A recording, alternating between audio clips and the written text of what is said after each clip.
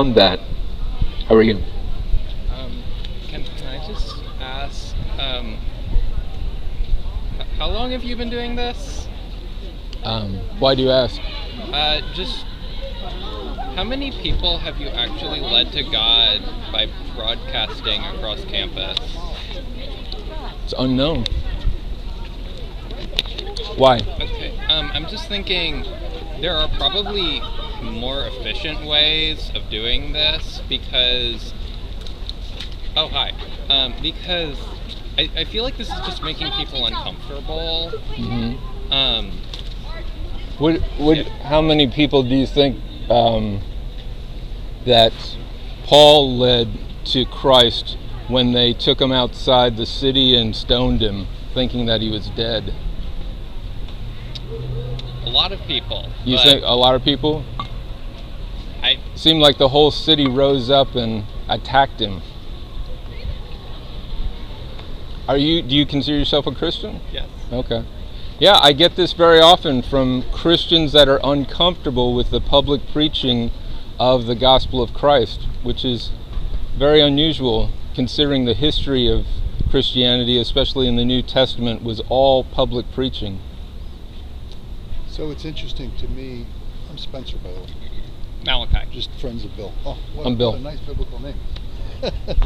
And I'm often, and I don't mean to say this in a judgy way, but where Jesus says, "You confess me before men." Am I remembering it right? I will confess before my Father who is in heaven, who is in heaven. And if you deny me before men, I will deny you before my Father who is in heaven. I don't think that requires everyone to publicly preach, but I also think it's a very strong statement about what I think of it as it's very anti-hiding your faith. Sometimes when people come up with these statements who are believers and really dislike that, that's what it sounds like to me. Jesus publicly is embarrassing to me, and I would like you to tone that down. And I feel like that verse is a strong... I don't know what you do with that. What are you thinking? Are you thinking this has a negative effect? Is that what you're thinking? Because no offense, but you are kind of the one weird guy with a megaphone yelling things. Why am I weird? I'm weird to this society because this society doesn't like somebody talking about Christ. If I was out here talking about something immoral, people would love me, right? True. So, I mean, you can't judge by... I mean, every person that you've ever shared the gospel with, do you know whether they became a Christian or not? No. No. Well, and do you only do it if you're sure that somebody will become a Christian as soon as you share it? So, I mean, who knows how God uses these things, right?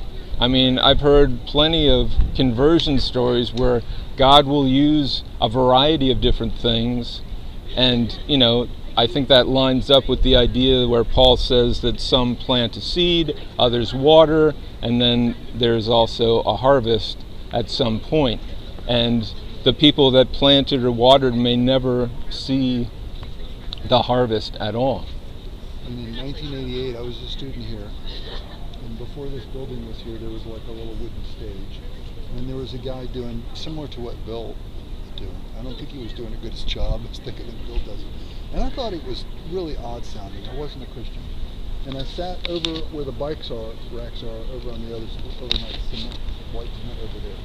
And one of Bill's friends sat down and started talking to me about what I thought about what was being preached, and invited me to a Bible study that I came to, and it took like 6 to 12 months for me to become a Christian.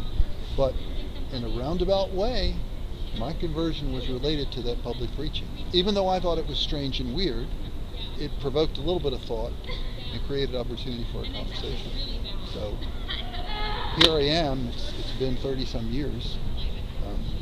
So it has an effect. But I also feel like we're seeing exactly what Paul warned about. You know, there's like to certain ones we're like a sweet aroma of life, and to the other one it's like a disgusting stench of death.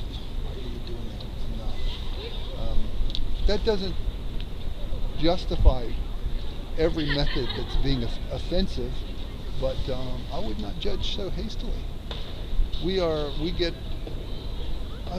Every day every time you do this, there's a couple Christians that come by and say some like appreciative words, and then there's probably one or two non-Christians that are more or less, which whatever. And then every once in a while, there's someone like you who is a Christian but is very uncomfortable with the approach, and I kind of think that's always going to be the way. Not everybody has to do this, but a public affiliation with Jesus, even when people are uncomfortable with that, we're supposed to let them be uncomfortable. That's my general view. That makes sense. Yeah. Are you with a Christian group on campus? Yeah, I'm with Crew. Okay. Yeah. I last year I had some folks from Crew tell me something similar, because they're focused on relationship evangelism, which I do as well. I teach classes in the prisons and disciple and teach Christianity within the prison system, as well as in the inner cities, some of the government housing projects and working with the children there, and I share the gospel with people I work with. So I don't hold to any one particular method. This is just another method that I feel like God wants me to do, and I'm not sure what He's going to do with it, but as long as I feel like that's what He wants me to do, that's what I'm going to do. I think that's... Bill's been doing this for years. I've been joining him mostly for a couple of years. But usually he would be, like these folks over here that are friends of his, he'll be at a table handing out books, and lately Bill feels like he should mix it up this way. And you don't know. The other thing is you also don't know when someone is sitting totally quiet with their head turned away. You still don't know what God might be using there. So that's the thing, is if God is speaking to a person through whatever I'm doing, there's usually not going to say, "Hey, I'm listening to you. I like what you're saying." Usually, human beings tend to be hide things like that, right? And so it's really difficult to know. Sometimes I have a whole group of people atheists that want to ask questions, and I get an opportunity to lay out my argument. Other times it's just one or two people drop by, like today. I've had several people who are either atheist or skeptic come up and speak to me. So I think, to those people, those are the people I know I'm reaching, and whoever else there is, I trust that God is using this for some purpose. I think that's all we can do. I was wrong. Well, I'm not trying to tell you you're wrong and I'm right. I'm just trying to explain why I'm doing what I'm doing, and I appreciate your time to come and talk with me. And this is kind of my argument that I make, as far as just a list of different things about the world that point to a creator and point to the importance of Jesus. So if I interact with some of the leadership from Crew and from what's the other one that's been around for a long time? Hey, how are you? Yeah. Where is the church that was just Feeding? Yeah. I think the Episcopal, if you go down a block and to the left, They ain't doing nothing. oh, they aren't doing it? Okay, that's the only one I knew that did it on Fridays. Well, today was Thursday. I'm slipping. Oh. buy you a sandwich? I'll buy you a sandwich. Okay. Oh, I'm Spencer. Wayne. Wayne? Yes, sir. Okay. But yeah, it's very frightening to come out in the public. You don't see pastors doing it. You don't see a lot of religious leaders doing it. So it feels strange and unusual. Yet I think that each of us have to just go with whatever we feel like God is wanting us to do. I mean, I certainly don't want to be out here. It's not something I look forward to. In contrast, it's very difficult to come out here. People spit on me, they curse me out, they flip me off, and I'm not even really being as harsh as some other speakers can be. But yeah, if you want to interact or ask me some other questions, the phone number or the email address are mine. If you have any other thoughts on the subject. I'm glad I came up and talked to you. Yeah, I'm glad you did too. So, what are you studying? Biomedical engineering. Oh, are you? Okay.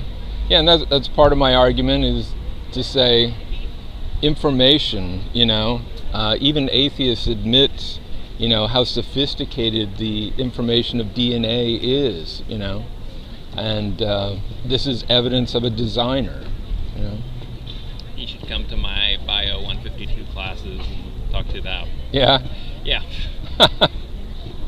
Well, that's, that's why I'll quote atheists who acknowledge this, guys like Richard Dawkins. I don't know if you're familiar with him, but he is probably one of the most well-known atheists in the world. He is so against religion, but he'll admit things like this. It says, the machine code of the genes is uncannily computer-like. Apart from differences in jargon, the pages of a molecular biology journal could be interchanged with that of a computer engineering journal. So I like to quote atheists or skeptics or agnostics because they have no bias toward my position, right? And so if they admit the point, then I'm trying to make a way in people's minds to say, look, this is a reason to really consider this.